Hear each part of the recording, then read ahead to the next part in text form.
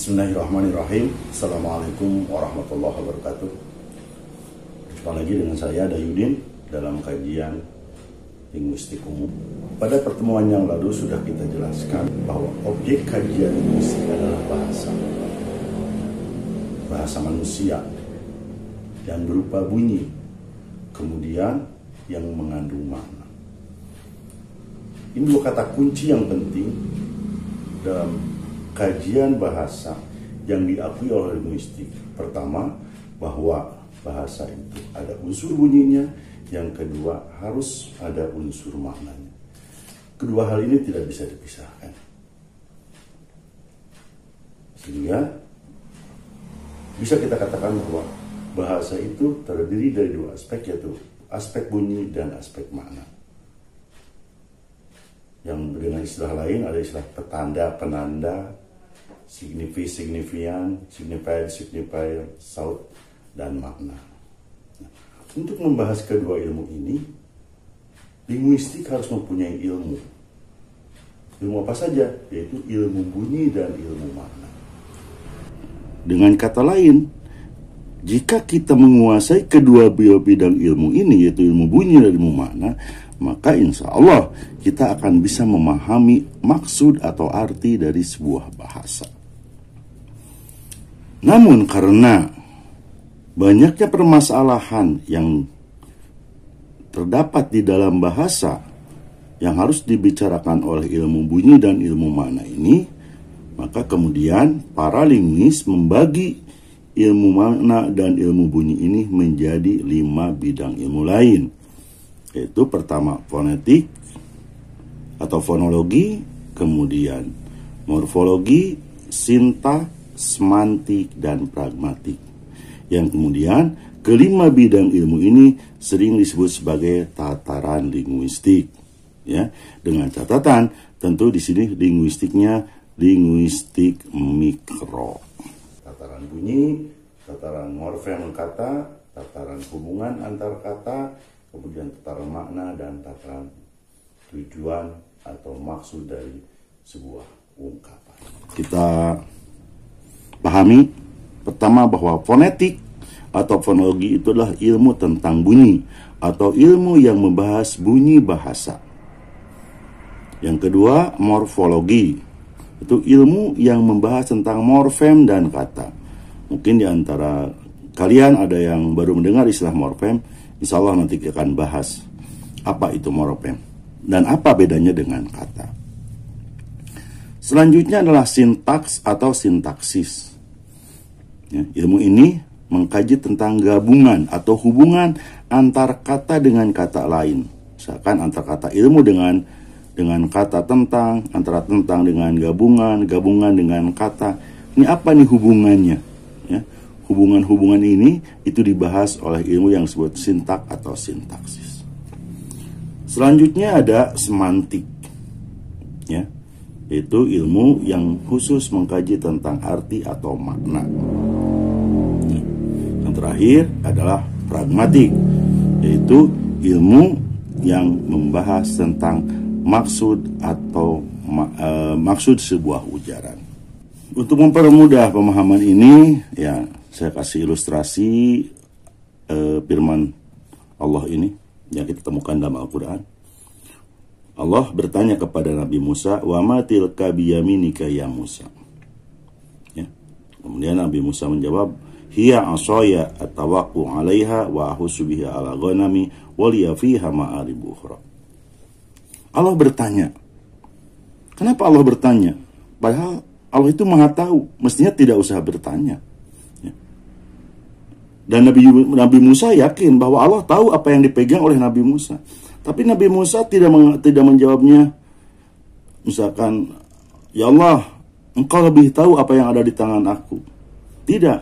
Tapi dia menjawab, "Hiya asoya," kemudian, "atawakka'u 'alaiha, ahussu biha 'ala ghanami, wa liya fiha ma'arib ukhra." Ya. Mengungkapkan kata-kata yang sebenarnya tidak ditanyakan oleh Allah. Ya. Karena Allah hanya bertanya apa, tidak untuk apa. Ya. Apa fungsinya, tidak. Tetapi Nabi Musa malah berbicara panjang lebar. Kenapa demikian? Nah, untuk mengetahui kenapa dialog ini terjadi seperti begini, ilmu bahasa akan menggunakan ilmu pragmatik. Ya, dengan ilmu pragmatik akan terungkap apa sebenarnya di balik ungkapan ini atau maksud dari dialog yang dilakukan oleh Allah dengan Nabi Musa. Lalu apa yang dibahas oleh semantik? Ya, tentu karena tentang arti, semantik akan membahas atau membicarakan tentang makna-makna setiap unsur ini. Ya, apa saja makna waw di sini, apa makna ma. Awas, yang dimaksud dengan makna atau arti bukan terjemah. Wa maknanya dan bukan, ya, tetapi makna. Ya, kalau arti atau terjemahnya dalam bahasa Indonesia, ya, wa itu apa terjemahnya dan. Tapi waw apa di sini? Nah, itu nanti akan dibahas oleh ilmu yang disebut dengan semantik. Selanjutnya sintaksis, ya, ilmu yang mengkaji tentang gabungan atau hubungan antar kata. Apa sih keterkaitan atau hubungan antara waw dengan ma? Ya. Kenapa di sini sebagai apa tilka di sini? Ya, huruf apa niba di sini? Dengan apa hubungannya dengan yamin? Antara yamin dengan ka dan seterusnya. Nah, hubungan-hubungan antara kata dengan kata yang terdapat dalam sebuah konstruksi nanti dikaji oleh sintaksis. Selanjutnya morfologi. Ya, morfologi adalah ilmu tentang morfem dan kata. Saya katakan tadi nanti akan kita bahas apa itu morfem. Ya. Dalam kalimat ini, dalam dialog ini ada beberapa kata banyak sekali. Ya. Nah, nanti oleh morfologi itu bisa dibahas.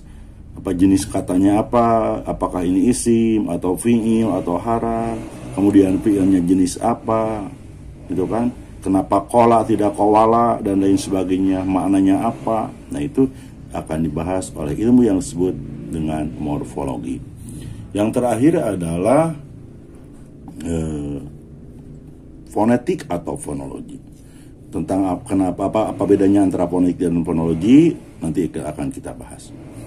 Nah, ilmu yang paling atas ini atau ilmu tentang bunyi ini nanti akan membahas bagaimana saja bunyi ini, ya, wa, apakah wa ini bunyi apa, makhrajnya apa, sifatnya bagaimana, m, ada b, ini ya, kedua-duanya dilapalkan dengan menutupkan mulut.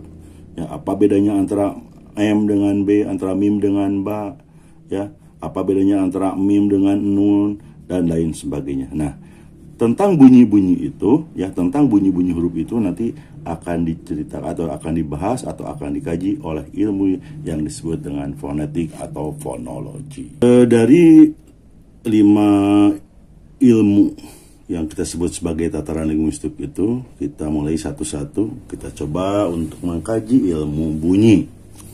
Ilmu bunyi, yaitu ilmu yang mengkaji tentang bunyi bahasa ini, kadang disebut fonologi, kadang fonetik, kadang fonemik. Ya, atau ada yang namanya fonologi, ada yang namanya fonetik, ada juga yang namanya fonemik. Dari ketiga istilah ini, saya kasih rumus begini saja. Fonologi itu sama dengan fonemik. Jadi, fonologi ini sama dengan fonemik. Sini.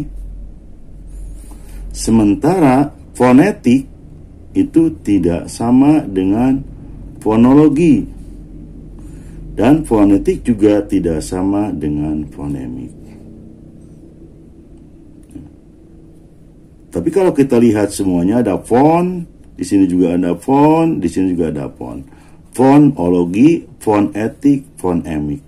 Jadi pada prinsipnya semua ini mengkaji bunyi, namun akhiran ologi atau akhiran logi, akhiran etik dan akhiran emik ini memberikan ciri khas pada masing-masing. Ya.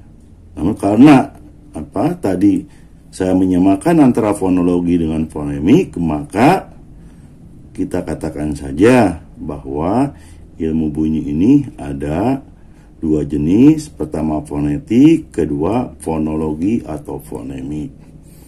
Yang fonemik ini jarang digunakan lebih sering digunakan fonologi.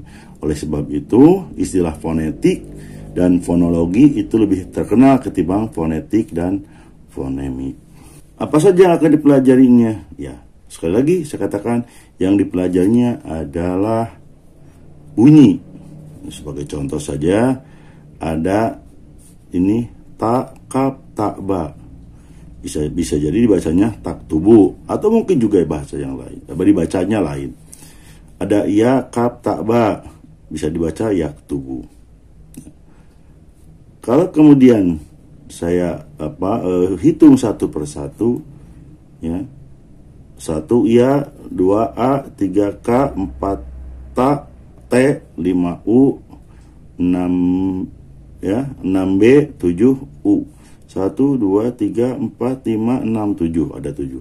Di sini tak tubuh 1 2 3 4 5 6 7. Ya, ini juga ada 7. Ya, kalau yang pertama yak tubuh diawali dengan y, kalau yang tak tubuh diawali dengan ta. Tetapi kita tahu bahwa ya antara tak tubuh dengan yak tubuh itu maknanya beda. Apa yang membedakannya? Tentu secara gampang kita bisa mengatakan bahwa yang membedakan makna yak tubuh dengan tak tubuh adalah y dan t. Jadi y dan t ini ya berfungsi untuk membedakan. Nah, jadi bunyi y dan bunyi t itu memberikan pengaruh terhadap makna atau bisa menyebabkan perbedaan makna. Nah, jika kajian kita sampai pada hal-hal masalah makna seperti ini, misalkan y berfungsi untuk ini, t berfungsi untuk ini, nah itu biasanya disebut kajian fonologi.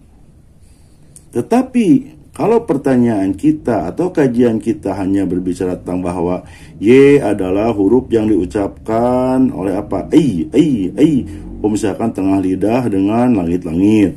Sementara T, atau misalkan ujung lidah dengan dengan gigi. Nah, jadi kalau T bunyi yang dihasilkan oleh perpaduan ujung lidah dengan gigi. Misalkan Y bunyi yang dihasilkan perpaduan antara tengah lidah dengan langit-langit. Nah, jika hanya menjelaskan itu saja, maka itu ada dalam kajian fonetik. Jadi, fonetik dan fonologi ini sama-sama mengkaji bunyi, hanya saja kalau fonetik itu membahasnya hakikat atau fisik bunyi, sementara kalau fonologi hakikat fisik plus makna dari bunyi itu atau fungsi dari bunyi itu. Nah, karena pembahasan kita ini masih bersifatnya linguistik umum, maka di linguistik umum kajiannya lebih cenderung ke fonetik. Kenapa? Karena linguistik umum itu membahas semua bahasa dan bunyi-bunyi bahasa itu tidak sama. Dalam artian A di dalam bahasa Arab akan beda dengan A di dalam bahasa Indonesia, juga dalam bahasa Sunda. Bukan bunyi A-nya, tetapi fungsinya. Nah, karena dalam hal ini kita akan kesulitan untuk mengkaji fungsi fungsi dari bunyi itu, maka kita cukup mengkaji fisiknya saja, yaitu yang dikaji oleh fonetik. Fonetik ini dibagi menjadi 3, yaitu fonetik organis atau artikulatoris, fonetik auditoris, dan fonetik akustis. Ketiga ilmu ini mempelajari bunyi. Yang dimaksud dengan menjadi bunyi manusia atau suara manusia yang dihasilkan oleh alat ucap, yang kemudian sampai ke telinga orang, yang sebelum sampai dia menjadi gelombang. Ilmu yang mempelajari bagaimana organ kita memproduksi bunyi itu disebut fonetik artikulatoris. Ilmu yang mempelajari gelombang suara disebut fonetik akustis. Dan ilmu yang mempelajari bagaimana proses telinga mendengar bunyi itu disebut fonetik auditor. Bagaimana produksi bunyi? Ya, manusia mengambil napas, masuk ke dalam, kemudian dihembuskan. Sekitar 2 liter udara yang dihembuskan dari paru-paru kita, kemudian sampai di daerah tenggorok atau laring. Di sini nanti ada yang disebut dengan pita suara. Nah, pada bagian ini pita suara nanti bisa membuka, bisa menutup. Tatkala pita suara kita akan menghasilkan sebuah bunyi, maka pita suara menutup. Sehingga udara yang tadinya lancar menjadi terhambat. Dan hambatan ini menyebabkan adanya benturan antar molekul udara, dan benturan itu yang kemudian melahirkan getaran, dan getaran itu sampai di telinga kita, yang itu kemudian disebut sebagai bunyi. Maka syarat untuk adanya bunyi harus ada udara, kemudian ada power, ada tenaga, kemudian ada organ yang bergetar, dan ada salurannya. Bunyi dibagi vokal dan konsonan. Dalam bahasa Indonesia ada 6 vokal, dalam bahasa Sunda ada 7 vokal, dalam bahasa Arab ada 3 vokal. Dalam bahasa Sunda kita membedakan antara vokal dengan antara sebe, ya, dengan misalkan wilujeng itu beda, antara pencit dengan pencit itu beda, antara hidung dengan hidung itu nya beda. Selain bunyi konsonan, selain bunyi vokal, ada yang disebut dengan bunyi konsonan. Apa perbedaan antara konsonan dengan vokal? Sama-sama dihasilkan udara pertama dari sini. Ada yang keluar dengan lancar tanpa ada hambatan di mulut, itu yang kita sebut sebagai vokal. Ada juga yang terhambat di mulut, yang kemudian nanti kita sebut sebagai konsonan. Baik, jenis bunyi yang kedua adalah konsonan, atau kita sebut saja bunyi yang terhambat, ya, yang terhambat di rongga mulut kita. Kalau tadi dalam bahasa Indonesia ada vokal A, I, U, E, O, dan E, apa konsonannya? Kalau kita berangkat dari abjad dari mulai A sampai Z, maka bisa kita katakan bahwa konsonannya Nah, cara membaca konsonannya jangan B, jangan ba, ya, karena ada bunyi vokalnya. Supaya kelihatan konsonannya dan terasa di mana terjadinya hambatan. Hambatan itu adalah bisa dikatakan perpaduan antara rongga yang di rahang bawah dengan yang di rahang atas. Yang di rahang bawah disebut sebagai artikulator aktif, yang di atas artikulator pasif. Nah, ini hambatannya terjadi di bibir bawah kena dengan bibir atas, ya. Kemudian ini yang saya rasakan tengah lidah dengan langit-langit. Nah, kalau ini ujung lidah dengan langit-langit. Silakan Anda coba dari B sampai ke Z ini, tapi cara pengucapannya jangan B tapi sama dalam bahasa Arab juga. Ya, ba, ta, sa atau mengajarkannya jim, ha, ya. Nah, mungkin Anda nanti akan rasakan, Pak, ternyata ada beberapa bunyi yang tidak terhambat, yang tidak terjadi benturan antara rahang bawah dengan rahang atas. Maka, ya, sebagian pakar mengatakan bahwa konsonan itu bukan hanya terjadi karena adanya hambatan, ya, atau pertemuan, ya, atau pertemuan antara rahang atas dengan rahang bawah, tapi juga terjadi penyempitan. Penyempitan apa? Penyempitan rongga atau ruang antara artikulator aktif dengan artikulator pasif. Ya. Oke, coba kita ucapkan sekarang.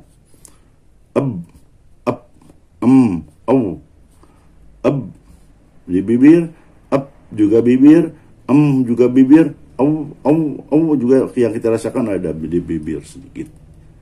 Dan bahasa Arab, sa, es. Kemudian za, az. Kemudian zo, az. Nah, ini sa, za, zo, nampaknya yang bertemunya itu sama, yaitu ujung lidah dengan gigi atas. Sa, za, zo. Kemudian b, p, m atau em. Sehingga kalau kita katakan atau ditinjau dari segi makhrajnya, dari segi titik artikulasinya, baik B maupun P maupun M ini sama-sama di bibir. Antara sa, za, dan zo ini sama-sama di ujung lidah dengan dengan gigi atas. Maka mungkin timbul pertanyaan seperti tadi tatkala kita mengkaji tentang vokal, apa yang membedakan antara bunyi-bunyi ini? Nah, kalau tadi dalam kajian vokal kita membedakan antara satu vokal dengan vokal lain itu berdasarkan posisi lidah dan bentuk mulut, maka kalau di dalam konsonan kita membedakan antara satu konsonan dengan konsonan lain ini berdasarkan 4 hal. Pertama, berdasarkan makhrajnya atau titik artikulasinya. Kedua, berdasarkan getaran pita suara. Bagaimana nanti posisi pita suara akan kita jelaskan lebih lanjut. Ya, kemudian berdasarkan keluar udara, jalan mana, lewat mana udara ini keluar, lewat mulut atau lewat hidung. Ya, dan selanjutnya berdasarkan cara artikulasinya, ya, seperti coba rasakan apakah antara pengucapan dengan sama, tekanan yang di bibir lebih besar, ya, lebih kecil atau lebih ringan tekanannya. Nah, inilah 4 hal yang membedakan atau yang menyebabkan terjadinya perbedaan antara satu konsonan dengan konsonan lain. Oke, sampai di sini saja dulu untuk bagian ini.